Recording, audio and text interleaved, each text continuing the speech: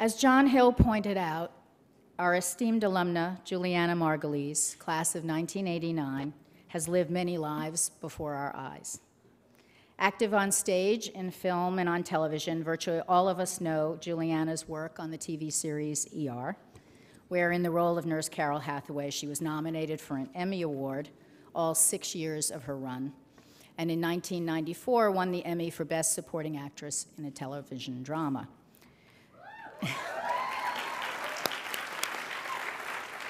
The same intelligence, depth, and craft Julianna brought to her ER character is just as apparent in her recent work as Alicia Florrick in the critically acclaimed CBS series The Good Wife, of which I must say I am a fan.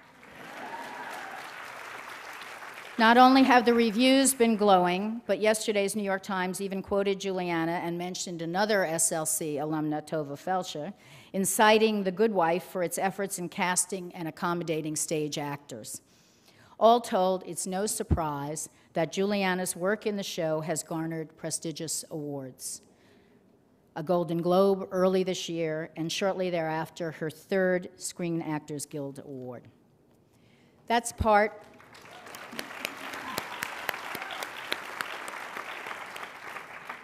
is part of the successful and glamorous public story. But let me give you some of the backstory on our commencement speaker, just a taste. First, you should know that the creativity she manifests in her work, and has done so throughout her career, may in part have been a legacy of her parents. Her mother, Francesca, was a ballet dancer, and her father, Paul, an advertising writer and copywriter and author of the famed Alka-Seltzer slogan, "Plop, plop, fizz, fizz, oh, what a relief it is." In the world of advertising, that achievement is at least the equivalent of winning a Nobel Prize.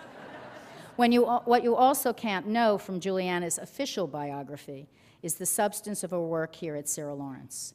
Once we do a bit of digging, it's easy to understand her progression from student to world-class actor. Faculty member Angel Mosier praised Julianna's intellectual honesty. And in an excerpt from an actual evaluation by her Don,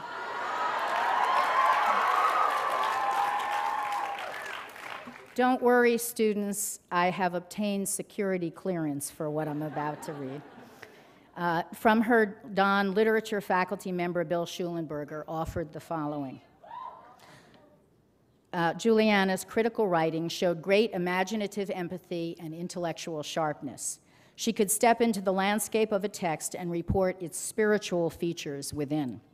She showed how you can't talk about things like mood, theme, or character in a text without registering the concrete impact of the text language on its reader.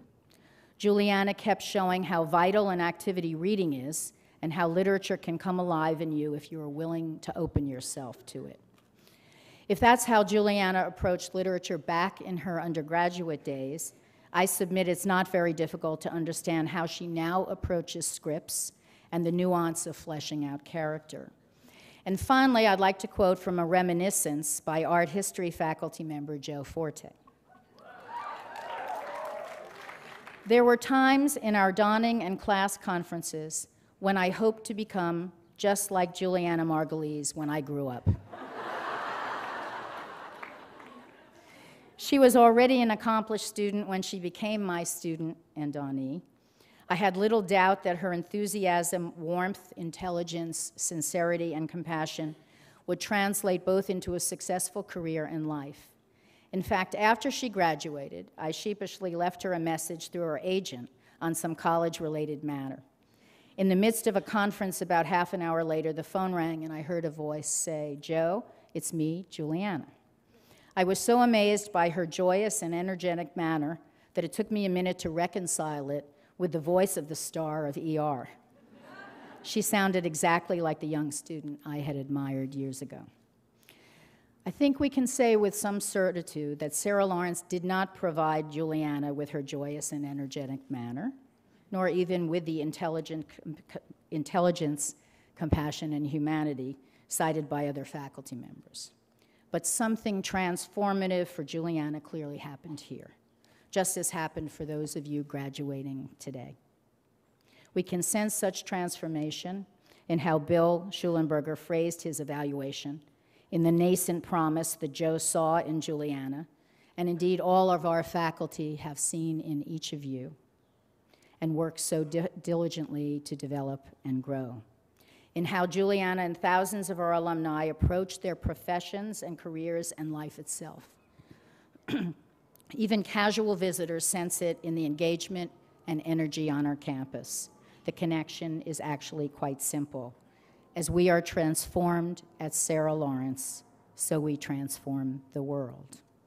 Julianna Margulies is a stellar example of the intellect, breadth, creativity, and passion that characterizes Sarah Lawrence College and our students. Beyond that, she epitomizes the kind of transformational power that in her case turns words on a page into compelling and memorable realizations of character. And we're very, very proud of who she is and what she's done. Ladies and gentlemen, class of 2010, I give you Julianna Margulies.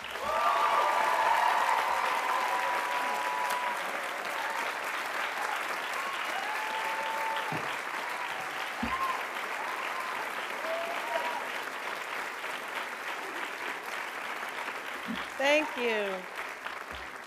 Thank you, Karen Lawrence. Distinguished guests, faculty, proud parents, and graduating class. I have to admit, I was in such a panic about speaking to you today for several reasons. The first being that last year's commencement speaker was Rahm Emanuel.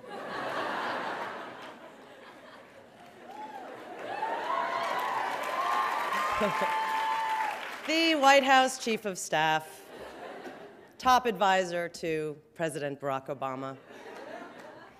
And I, on the other hand, am known as America's favorite TV nurse from a show I did back in the 90s. I was so apprehensive to speak to this class, given everything I've read about your generation lately. And how supposedly detached everyone was. I actually had nightmares that all of you would be texting and tweeting during the high points of this address. I was so nervous, in fact, that I've been doing quite a bit of reconnaissance. I've read every graduation speech ever written. I sought advice from the smartest people I know, but mostly I have been listening. Listening to your reflections on the school, listening to your plans post-college, and listening to your thoughts for our future. Part of this listening was to help me write this speech, but selfishly, part of it was for my 2-year-old son, because he has such a big stake in your actions.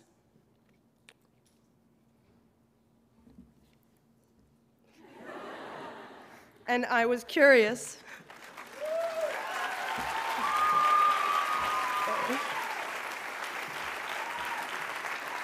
I heard Rahm cried too, so I don't feel so bad now. I was curious to learn about you people who are paving his way. I spent some time with a few of your fellow graduates, Hillary, Nora, Zach, Sarah, and Rachel. And I was really impressed by every one of them, and I want to thank them for sharing their stories with me. They allowed me to wake up to my college again, which is truly a beautiful thing. And after all my listening, I've concluded, at least here at Sarah Lawrence, our future's looking very bright. And my son and his generation are in very good hands. As your commencement speaker, I'm supposed to say something like, now that you're all entering the real world. But I hate that adage. It feels condescending. Didn't we all enter the real world when we were born?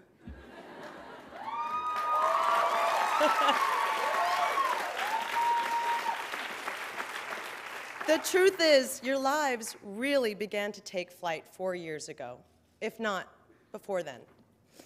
Sarah Lawrence has given you a foundation and tools to think for yourself, which is the most important asset you'll ever have in life. You already have everything you need to make it in this world, but if you believe that this degree is somehow an end of study or a race to the finish line, then you're missing the point. This education is a gift you will be unwrapping for the rest of your life.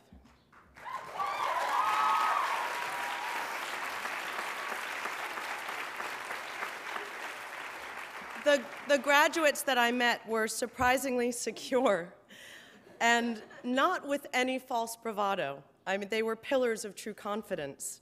There was not a twinge of anxiety in them, and although all of you are set to face a competitive global job market, a tough economy, and a planet rife with political and social unrest, these students that I sat down with did not buy into that adage of suddenly entering the real world, and neither should you. You're already living in it. Plus, you're all at least a little New York savvy, so you've got a leg up. The only difference between today and tomorrow is that tomorrow you get to take the lessons you have now learned and bring them to other people and other experiences. One of the students I met with, Rachel, her father is a professor at the University of St. Louis, and he recently asked her, "So, after 4 years of Sarah Lawrence, what have you learned?" Rachel answered with the following, "Dad, I can't tell you what I've learned because it's inherent in who I am." Her answer perfectly illustrates the difference between our school and other colleges and universities. When I was studying here, I realized I had the capacity to learn everything I could.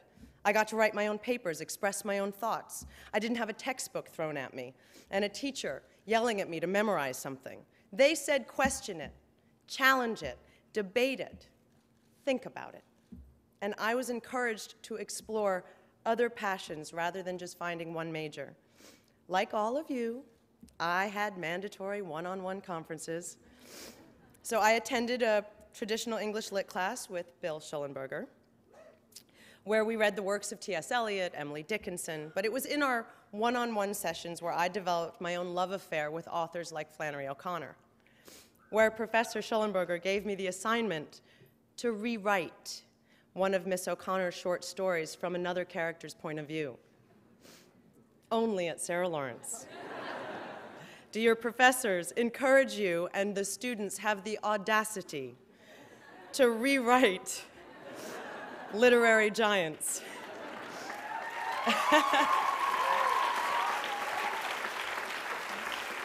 But it was one of the most challenging and exceptional experiences of my career in college, and it stays with me always.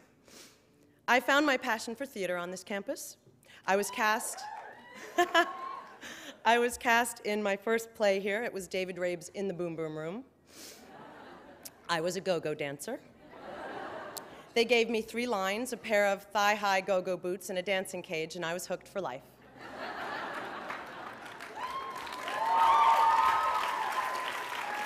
I was hooked on the acting, not the go-go dancing.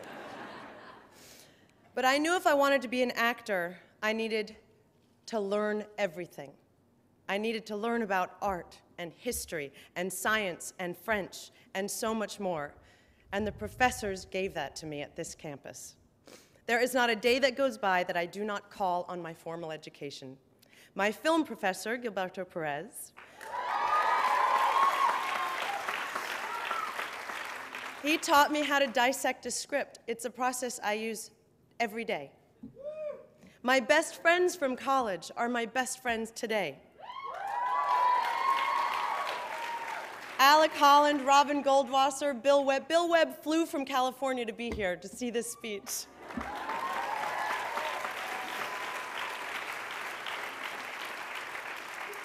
The seeds that we planted at Sarah Lawrence have grown into deep roots of friendship. And I've been fortunate to meet many influential and famous people, some of whom are my dear friends, but the relationships you make here can be the ties that bind. Don't ever forget that. I want all of you graduates to look around. Go ahead, look at each other. You've got time. Soak this moment in. Get a good look at your colleagues who will ever be linked to you by the mantra of learning to think for yourself, and by a one-of-a-kind experience that no one will ever be able to take away from you. I want you to get a good look at these beautiful people who will support your passions, be your network of contacts, and if need be, catch you when you fall. Okay, you can look back here now. I want to share a personal story with you, one of the times that tested my Sarah Lawrence Foundation and values. I've never really told this story publicly before, and I'm sharing it with you solely in hopes that it will inspire you to stay true to your heart, because there is such great value in that. Shortly after graduation, I got very, very, very, very lucky. I landed a role on a show called ER. It was a huge hit all over the world. I soon had money, accolades, status, and George Clooney.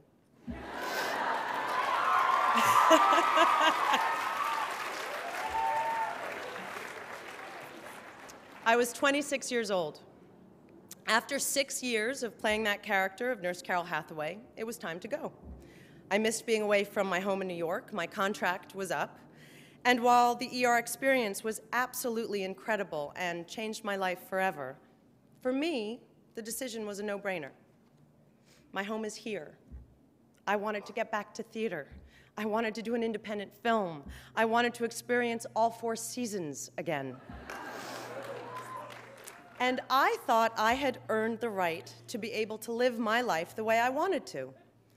I had already committed to doing a play at Lincoln Center, and everything seemed perfect. I was confident in my decision. Until they started to throw so much money at me. So much money. It started clouding my vision.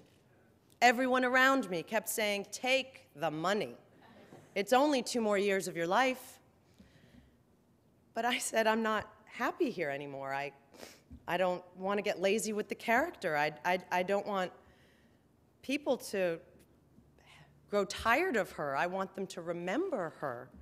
And the voices of dissent continued. No woman makes this kind of money in the business unless you're Julia Roberts. I was very conflicted. And I called my father and I said, "Dad, I don't know what to do. It's $27 million.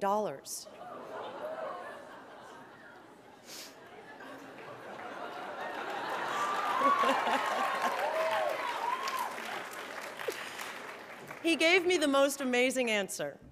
He said to me, "When is enough enough? You're 32 years old. You own your own home. You have money in the bank. When is enough enough?" I kept hearing my father's words, knowing he was right, knowing my gut instinct was right, but everyone else was telling me, "Take the money and be thankful." Now, I'm not much of a spiritualist, but I went to this bookstore in LA called the Bodhi Tree. We have some LA people. I was looking for some kind of divine intervention. Absolutely everyone except my own family was telling me that I was crazy. I thought this might be a good time to look outside of myself and the people that I knew. I went to the Buddhist section because I thought if any religion was the most fair to both sexes, it's Buddhism. And girl power is important. I am, after all, a Sarah Lawrence graduate. I picked the first book that called out to me. It was called Awakening the Buddha Within by Lama Surya Das. I bought it, I went home, went into my bedroom, closed the door, opened the book. By the way, this is exactly how it happened. It is a true story, verbatim. I closed my eyes. I put my finger down on a line. I opened my eyes. The line read, "I realized my mission in life was to learn more, not earn more."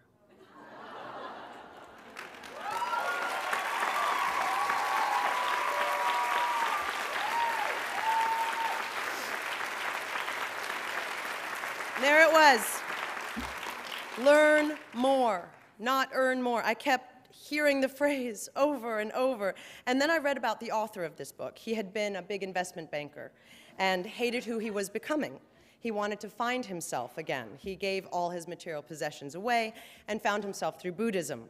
Luckily, all I had to do to find myself again was to say no to $27 million and be called a crazy person for the rest of my life.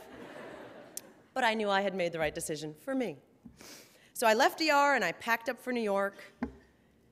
I had no idea the backlash I would get for this decision. Frankly, I didn't think it was anybody's business.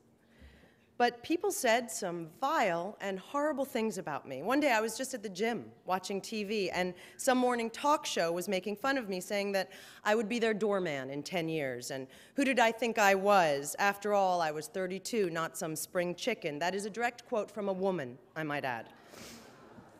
That my career was over and I was an idiot. I called my father in tears, and I said, "Dad, everyone's mocking me and saying I'm crazy." And my father said, "What you did makes them think, what would they do? By turning that money down, it makes them feel less than, because they never would. The American dream is supposed to be $27 million, and you said, I'm happy without it." What I did, whether you agree with it or not, was very Sarah Lawrence.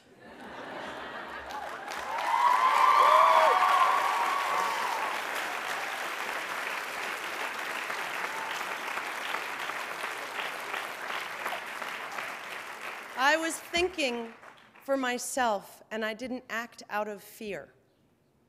Now, don't get me wrong. I love making money. I love it, really, I love it. And I don't want any of the parents out there rolling their eyes. You know, I just spent tens and thousands of dollars on my child's education. Now some TV actress is telling them, turn the money down, take off Broadway. No.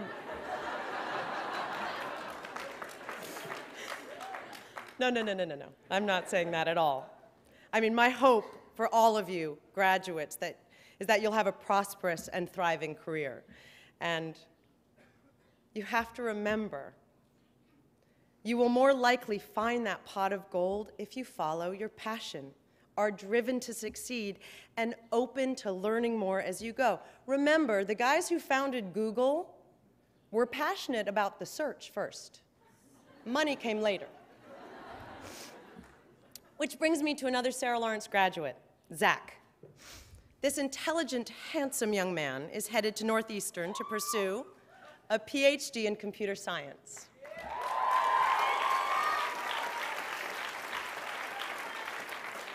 And I asked him what he wanted to do with that degree. Well, I want to go back to Sarah Lawrence and teach, he said. First, that is such a testament to how much people love and believe in this school. And second, what a noble pursuit. And thirdly, whatever Zach, whether he comes back here or not, he's on his path and is, as my mother would say, exactly where he's supposed to be to achieve his dream. As Zach and the rest of you are offered new opportunities, and fret not, new opportunities will come, even in this crappy economy. You will measure them against the goals you have set for yourself today.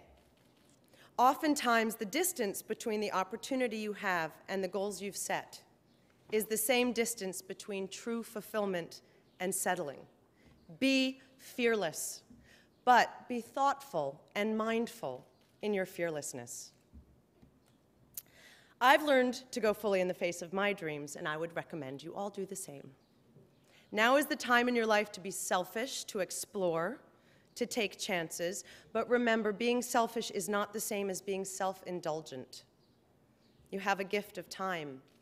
Use it to do what you love. Believe anything is possible, and then work like hell to make it happen. Your generation has everyday tools of information that other generations would simply marvel at. Do not, as President Barack Obama says, use them as instruments of distraction. Use them to empower your lives and fuel your dreams. In turn, don't be disheartened by the current state of the world. Just simply work to make it better. The time in your life when you don't have obligations and considerations like family, mortgages, bills, bosses, to the time you do goes by in the blink of an eye. Use it wisely. 10 years after my decision to leave ER, I had built a life for myself, and I felt so fulfilled with a husband and a baby and a grounded life in New York City that I cherished. I was doing Broadway, off-Broadway, a film here or there, a miniseries, building friendships, and experiencing a rich and beautiful life. And then lightning struck twice, which is a true rarity in my business. When the role of the good wife was offered to me, I wanted it very badly, but it was supposed to shoot in Los Angeles or Vancouver. I knew I couldn't move my family there. I was not willing to uproot my life, and I had to be willing to give up the show. And I told them with a heavy heart that in order to do it, they would have to shoot in New York. If there is a lesson to be learned from that, it is, if you stay true to who you are, you will more likely find happiness. It just may take a little longer sometimes. Ultimately, they were able to bring the show to New York, and ironically, sometimes we even shoot on this campus. You're looking at someone who truly feels blessed. I'm almost embarrassed by this life of riches that my education has afforded me. The education I received here gave me the confidence to have the life I always envisioned. We have that in common. This is a smart group of people. You have so much to offer, and I can't wait to see the next chapter in each of your lives.